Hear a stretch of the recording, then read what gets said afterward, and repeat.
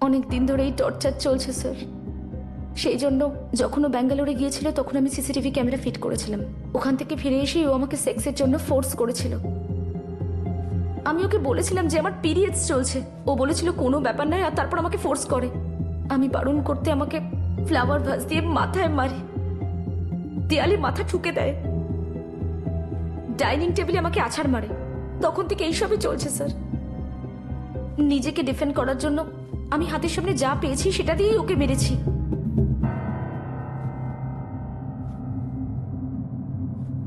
Miss Mahati, you may leave নাও। দেখলেন তো your honour, sexually aggressive mister রাজকুমার পড়াশোনা আর আচরণের মধ্যে কতটা পার্থক্য উনি দেখিয়ে দিয়েছেন। ওয়াইফের শরীর খারাপ থাকা সত্ত্বেও সেসব তোয়াক্কা না করে সেক্সের জন্য প্রেশারাইজ করা খুবই ঘৃণ্যকর একটা কাজ। সেই জন্য এটা রেপ, আনন্যাচারাল সেক্স এবং অ্যাটেম্প টু মার্ডারের ধারায় কড়া শাস্তি দেওয়ার জন্য আবেদন করছি। Objection my lord. হয়ে গেছে তো আপনার, নাকি আরো কিছু বাকি আছে? এই যেমন ধরুন প্লিজ লাইক, শেয়ার, সাবস্ক্রাইব, এই ধরনের কিছু। Order order order. বিশ্ববাবু মনে হয় সম্পূর্ণ প্রস্তুতি নিয়ে এসেছেন ইওর অনার। খুব সুন্দরভাবে ব্যাপারটা বললেন উনি। নাও কামিং টু দ্য পয়েন্ট, আজ একটা দারুণ সিনেমা দেখতে পেলাম আমি মায়া টিভি চ্যানেলে। মাহাতি দেবী যে ডিরেকশনটা দিয়েছেন, দুর্দান্ত একটা dubbed film, Shri Lakshmi Narayan films প্রযোজিত খুব সুন্দর একটা বাংলা এবং হিন্দি ভাষায় ডাবড করা সিনেমা। এই ম্যাডাম স্ক্রিপ্ট লিখেছেন আর এই সাহেব ডায়লগগুলো আওড়াচ্ছেন। আরে স্যার, ওই ডাক্তার বাবু যোগ বললেন আর পেশেন্ট তাই শুনে হেসে ফেললেন, সেরকমটাই লাগছে। Good job Mahati Devi. Dubbing এ কিন্তু আপনার ফিউচার উজ্জ্বল। My blessings are always with you. যখন কানে শোনা জিনিসে বিশ্বাস না হয় তখন চোখে দেখলে সেটাই বিশ্বাস করা উচিত। এই ভিডিও দেখে আশা করি আপনি সত্যিটা বুঝতে পেরেছেন। আরো একটা বিষয় ইওর অনার, বশিষ্ঠবাবু একজন ভালো কমেডিয়ান, সাউন্ড এফেক্ট নেই তাও বেশ ভালোই হাসাচ্ছেন। বাহ, স্ট্যান্ড আপ করতে শুরু করুন, ভালো ফিউচার স্যার। বশিষ্ঠ বাবু,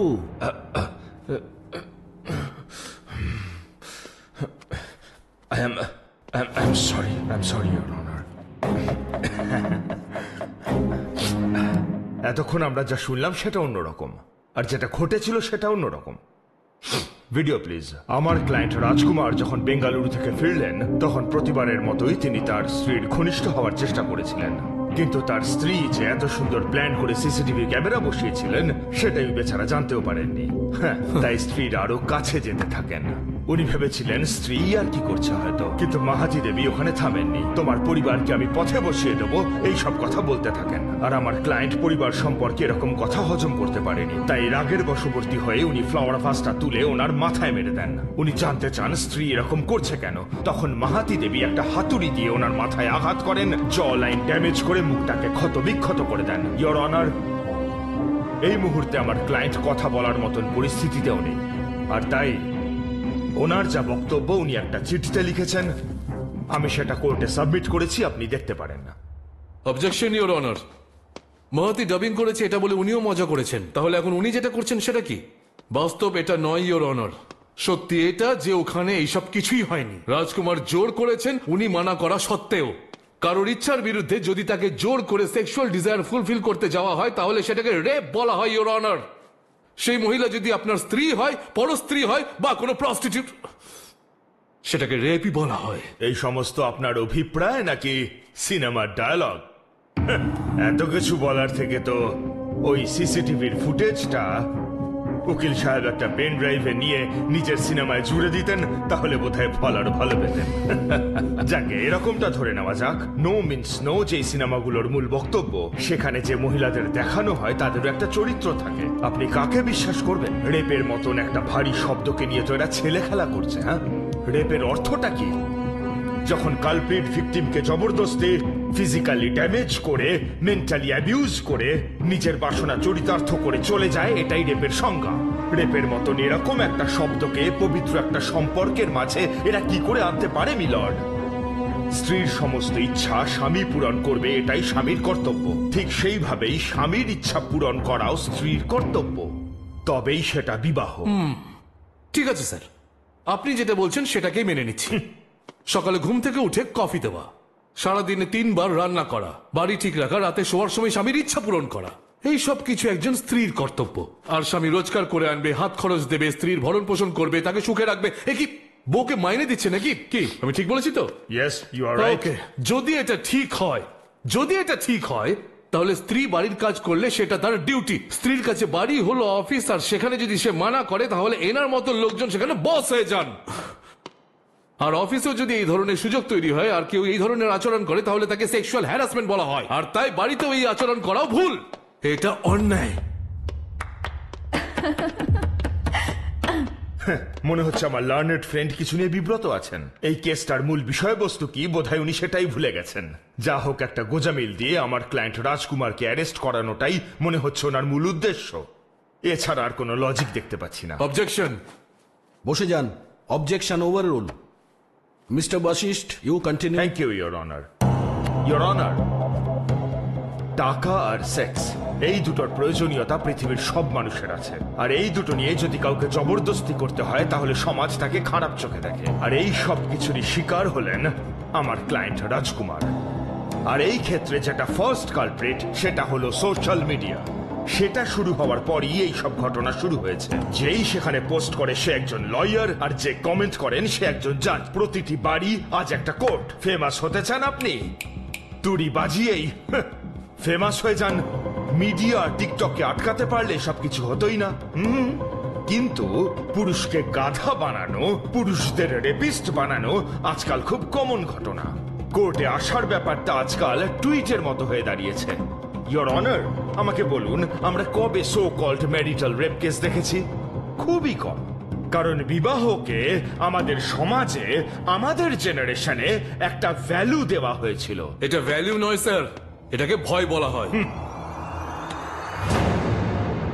যখন সিনিয়র লয়ার কথা বলছে তখন মাঝখানে কথা বলতে নেই, এটাও তুমি জানো না? হ্যাঁ, মিস্টার বশিষ্ঠ। কত কেস বশিষ্ঠ বাবু। কত কেস লড়েছো তুমি? বশিষ্ঠ বাবু। First case. আর আমি Please কতগুলো কেস control লড়েছি জানো? yourself. হ্যাঁ, পুরো 50টা। আপনি কোর্টের অবমাননা করছেন। সিনিয়রকে রেসপেক্ট দিতে শিখে নে। এবার বস। বশিষ্ঠ বাবু। I am sorry your honour. বিবাহ দুটো ম্যাচিওর মানুষের মধ্যে একটা এগ্রিমেন্ট।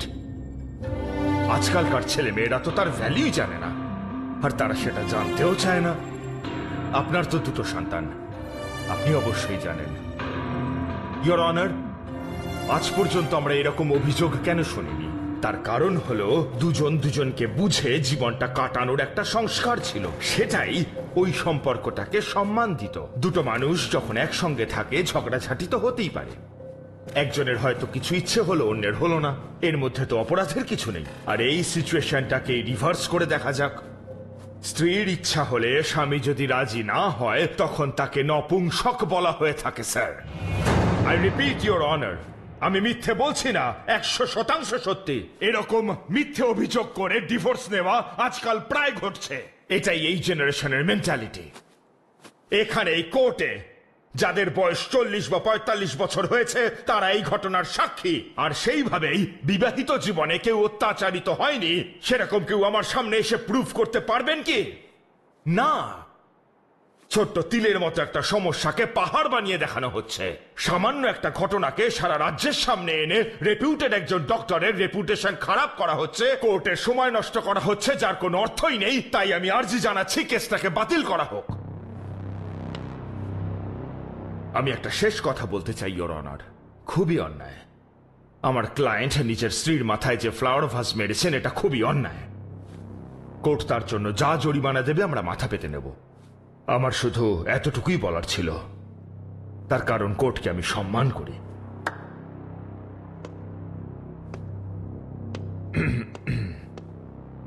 মিস্টার বিশ্ব, আপনি কি কিছু বলতে চান?